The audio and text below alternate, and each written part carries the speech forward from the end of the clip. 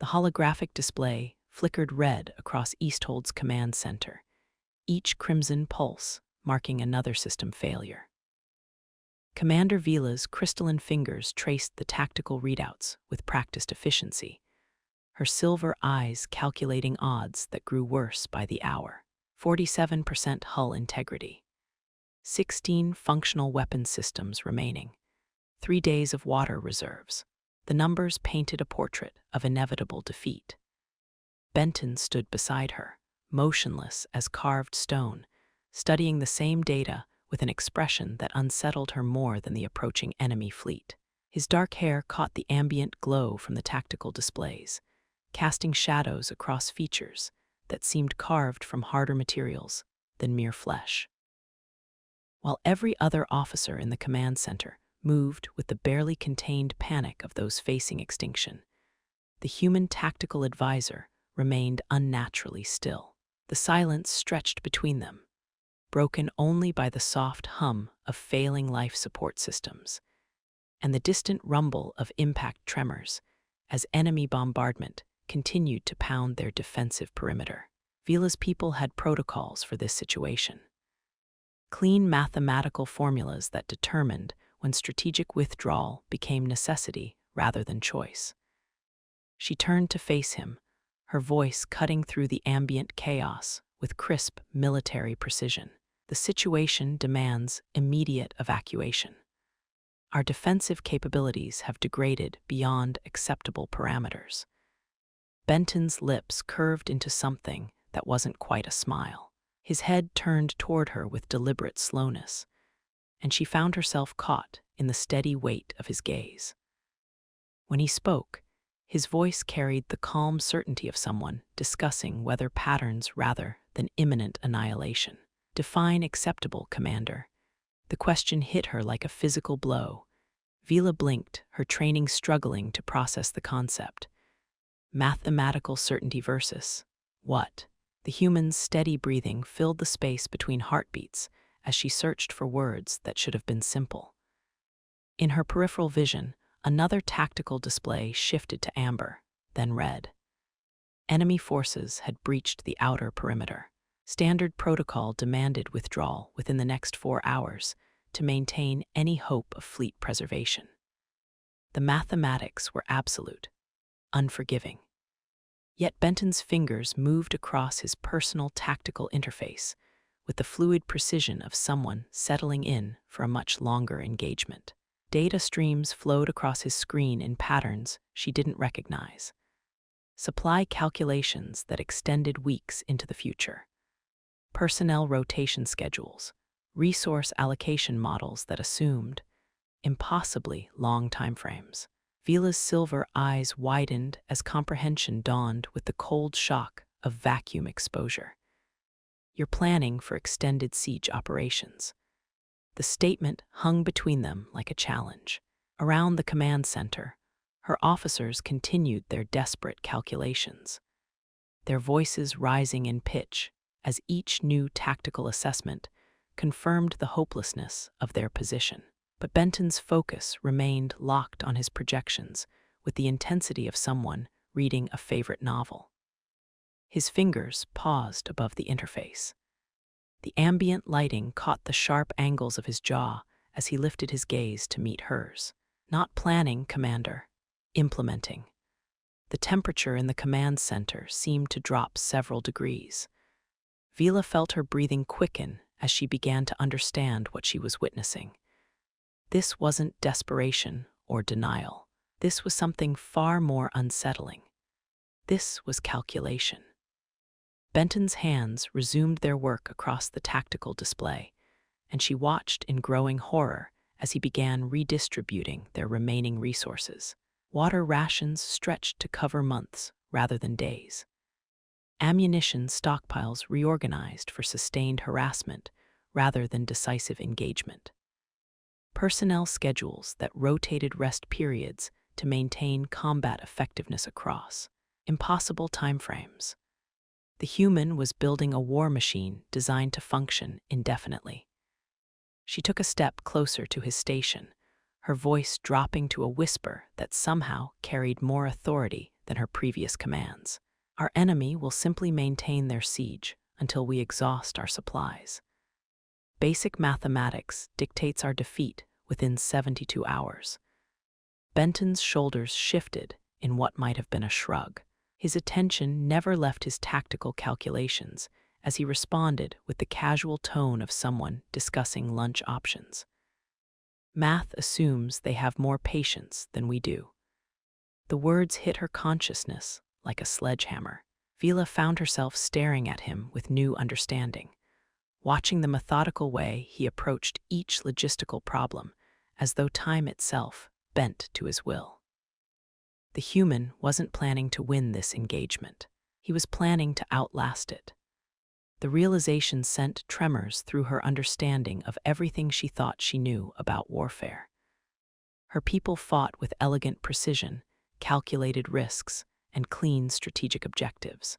Victory or defeat determined through superior tactics and technological advantage. War as mathematics made manifest. But what Benton was constructing violated every principle of civilized conflict.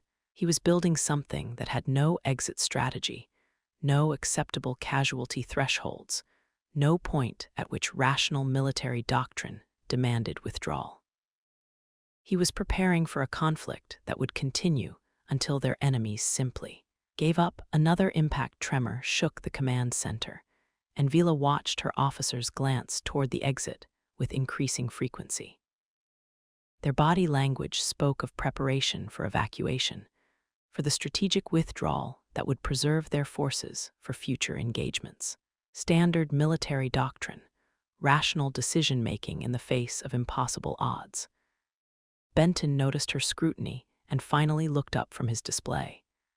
The steady certainty in his expression made her stomach clench with something approaching fear. "You're concerned about our chances, Commander." It wasn't a question. The human studied her with the dispassionate interest of someone observing a fascinating natural phenomenon. Vila realized she was looking at something her species had never encountered before. A mind that approached warfare without the safety mechanisms that prevented civilized beings from destroying themselves through sheer, stubborn persistence. She forced herself to maintain eye contact, though every instinct screamed at her to look away from what she was seeing. Our tactical situation is mathematically untenable. Continued resistance serves no strategic purpose. The ambient lighting shifted as more systems failed, casting deeper shadows across Benton's features. When he smiled, the expression held no warmth whatsoever. "Strategic purpose is a luxury, Commander. We're fighting for something much simpler." The words emerged with quiet conviction that made the command center's failing life support systems seem suddenly irrelevant. Vila felt her pulse quicken as she recognized the implication buried in his casual tone. Time. The concept hung between them like a blade balanced on its edge. She understood now what made human warfare so terrifying to contemplate. It wasn't their technology or their tactics or their individual capabilities. It was their complete absence of any internal mechanism that recognized when a fight had become mathematically unwinnable. They simply kept fighting until something broke. Benton returned to his tactical display with renewed focus, his fingers dancing across controls with the fluid precision of someone conducting a symphony. Resource allocation models flowed across his screen in patterns that hurt to contemplate. Ammunition consumption curves that assumed conflicts measured in years rather than days. Personnel rotation schedules designed to maintain combat effectiveness across timeframes that violated every principle of civilized warfare. Vila watched him work and felt something cold settle in the pit of her stomach. This wasn't strategy. This was something far more primitive and infinitely more dangerous. The human was constructing a machine designed to consume everything within reach, until their enemies simply exhausted themselves against its relentless persistence. She found herself taking an involuntary step backward as the full implications crystallized in her mind. The mathematics that defined rational warfare assumed both sides shared basic concepts of acceptable loss and strategic withdrawal. But Benton's calculations operated on fundamentally different principles. He was planning to outlast their enemies through pure stubborn endurance, regardless of cost. Another tactical display shifted to red as enemy forces advanced deeper into their defensive perimeter. Standard protocol demanded immediate evacuation.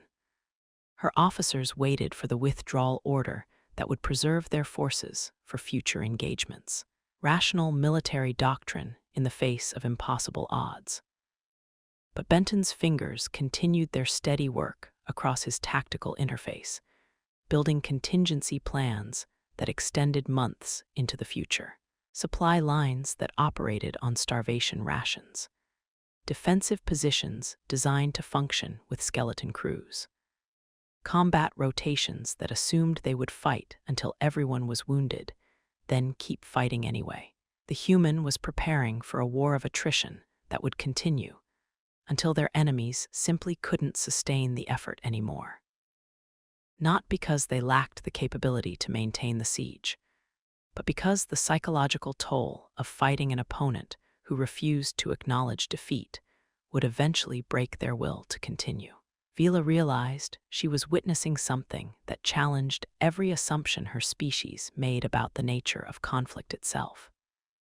The human wasn't trying to win this engagement through superior tactics or overwhelming force. He was planning to win by being more willing to suffer than their enemies were willing to inflict suffering. It was brilliant. It was terrifying. It was completely insane. Benton looked up from his display with the satisfied expression of someone who had just solved a particularly interesting puzzle. His gaze found hers across the command center, and she saw something in his eyes that made her understand why humans had earned their reputation as the galaxy's most dangerous opponents. They weren't stronger or faster or more intelligent than other species. They were simply more willing to endure. The tactical situation demands immediate withdrawal, she repeated, though the words felt hollow against the weight of what she was beginning to understand. Our position is mathematically indefensible.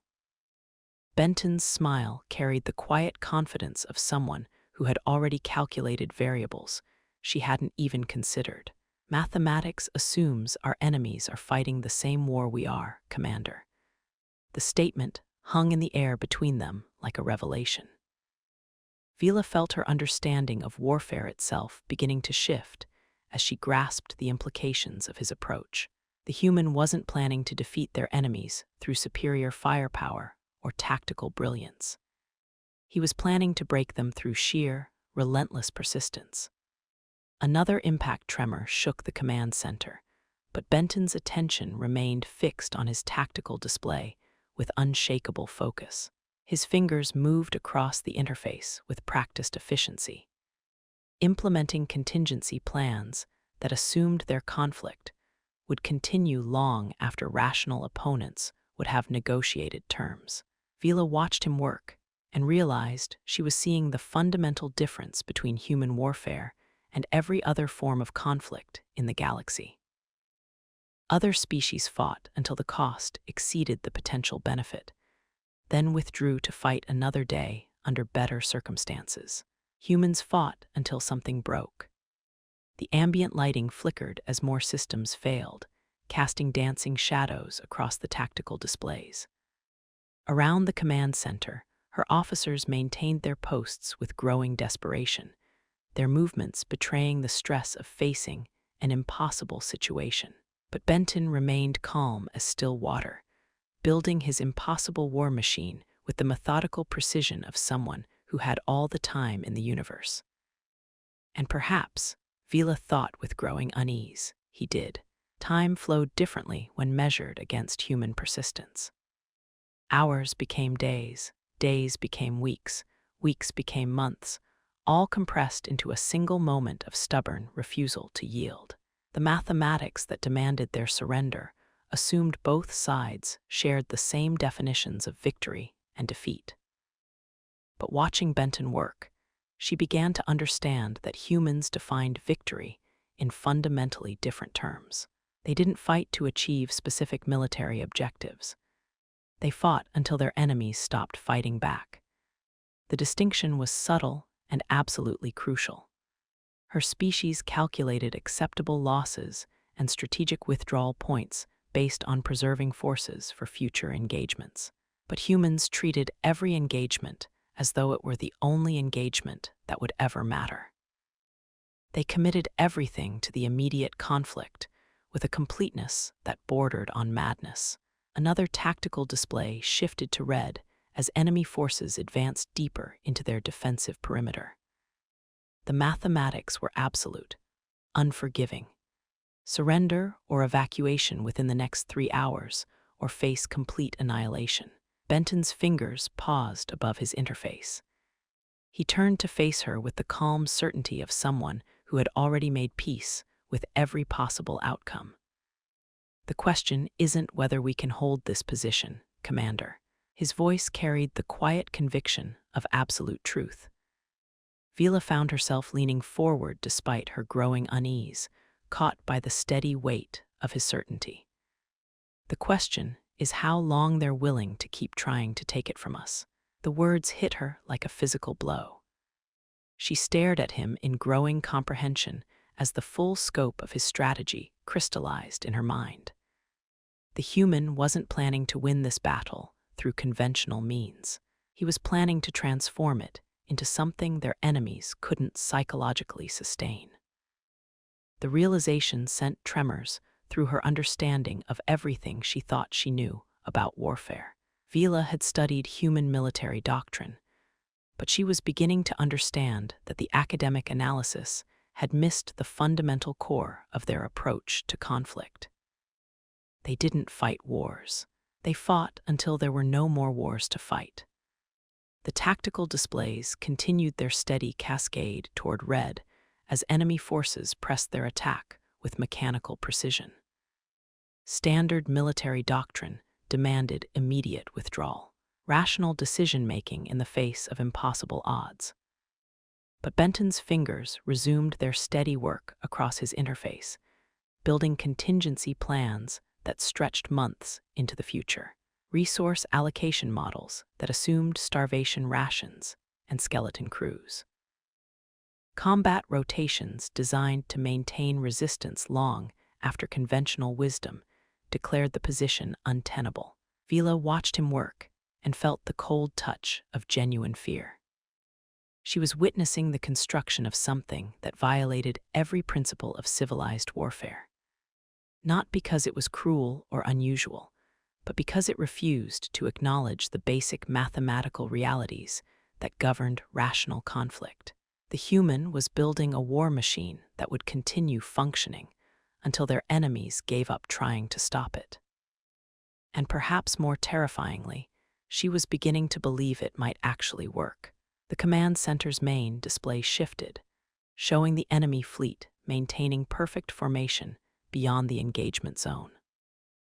Sleek vessels arranged in textbook siege patterns, their commanders following doctrine written by strategists who assumed their opponents shared basic concepts of rational military behavior.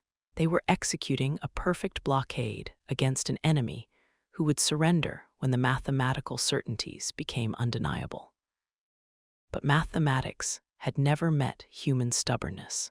Vila studied the enemy formation with new eyes, seeing it through the lens of Benton's impossible strategy. Those ships carried commanders who calculated acceptable engagement periods measured in days or weeks, officers who had families waiting for their return, careers that demanded preservation of fleet assets, political systems that required justification for extended military operations. They were fighting according to rules that humans had never agreed to follow. Another system's failure cascaded through the tactical displays, and she watched Benton adjust his calculations with the casual precision of someone making minor course corrections. No frustration, no urgency, just the methodical optimization of resources across timeframes that made her species' strategic planning look like momentary impulses. The terrifying truth crystallized in her mind like ice forming in vacuum. The human wasn't just planning to outlast their enemies through stubborn persistence. He was counting on the fundamental psychological differences between species to create victory from mathematical impossibility. Their enemies would withdraw not because they lacked the capability to maintain the siege, but because the act of fighting humans violated every instinct that kept civilized beings sane. She realized she was watching the construction of something far more sophisticated than simple stubborn resistance. Benton was weaponizing the very concept of endurance itself, transforming their defensive position into a psychological trap that would break their enemies' will to continue long before it exhausted human capacity to resist. It was psychological warfare elevated to the level of art. The realization left her breathless with a mixture of admiration and genuine terror.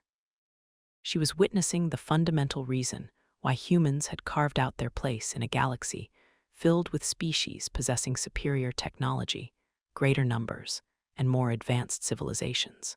They simply refused to accept defeat until their enemies exhausted themselves trying to impose it.